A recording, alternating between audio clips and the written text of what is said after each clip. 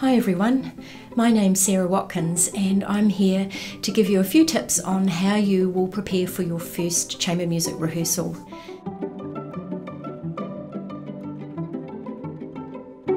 Now, I'm sure all of you have been practicing very hard in your bubbles and that you're really on top of your own parts by now.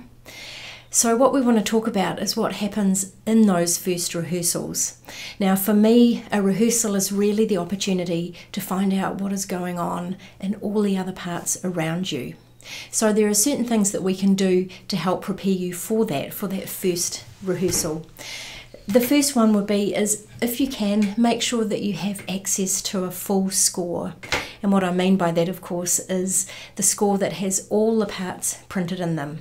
Now, as a pianist, I'm really lucky because in all my chamber music performances over the years, almost without exception, the scores have the piano part along the bottom with the string parts or the woodwind parts printed above. So I'm able to see at all times what is going on in the other parts. Now, that's not the case necessarily if you're a woodwind or a string player.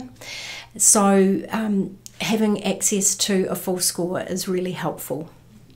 So what you want to do with that full score is, if you have a recording of your piece, find, there's all sorts of ways you can find recordings, as you know, online. So grab yourself a hold of a recording, and I want you to listen along, but instead of following your own part, which is what we all tend to do, why don't you have a listen and follow another line through in one recording and see what it is that the violinist is doing.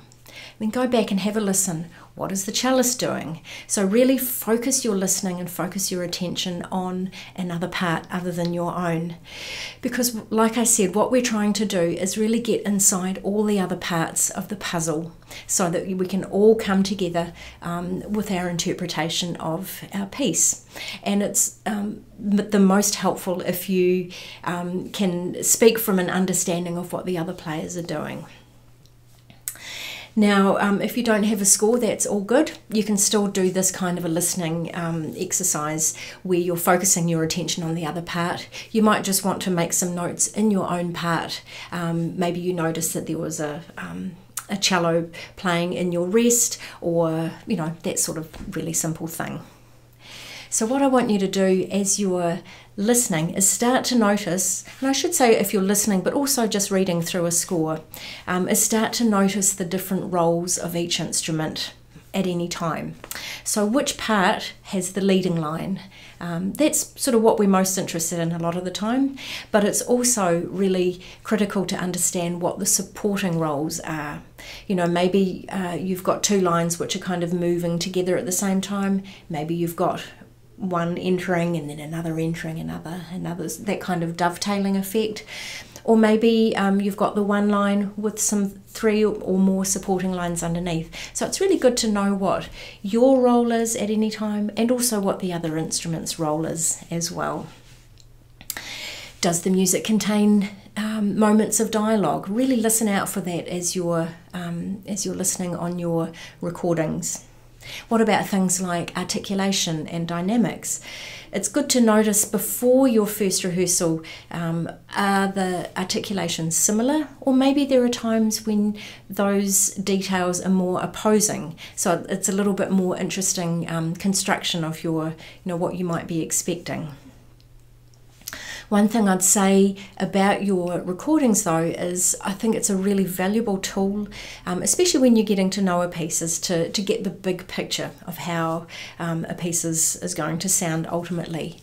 But I'd encourage you to listen to more than one recording, just so that you don't get stuck on one particular interpretation. We always want to encourage kind of your own ideas coming forth and having those conversations with your group members so that you're all kind of bringing your ideas together and finding the best interpretation for you.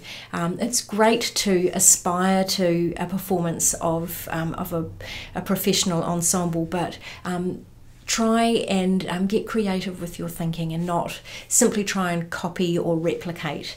Be inspired, but don't necessarily copy. It can also be helpful before your first rehearsal to decide on what your tempo goals are going to be. And I mean, what's your long-term goal for the movement or the piece? But also in the first rehearsal, maybe we're not all ready to play it at that tempo. So just have a quick conversation, check around what tempo is going to be comfortable for everybody, because you want to make sure that you're all kind of progressing at the same level together. Also, this is a really basic thing, but it's so helpful to go through and put your bar numbers in the music, even if it's at the beginning of every line. It just speeds up your rehearsal process and makes it more efficient. So anyway, they're just a few ideas to help get you started on your first rehearsal. I know I'm really keen to get stuck into live rehearsals again with my friends, and I can't wait to hear the outcomes of your rehearsals too. So happy practicing, happy rehearsing, and I'll look forward to hearing more from you soon.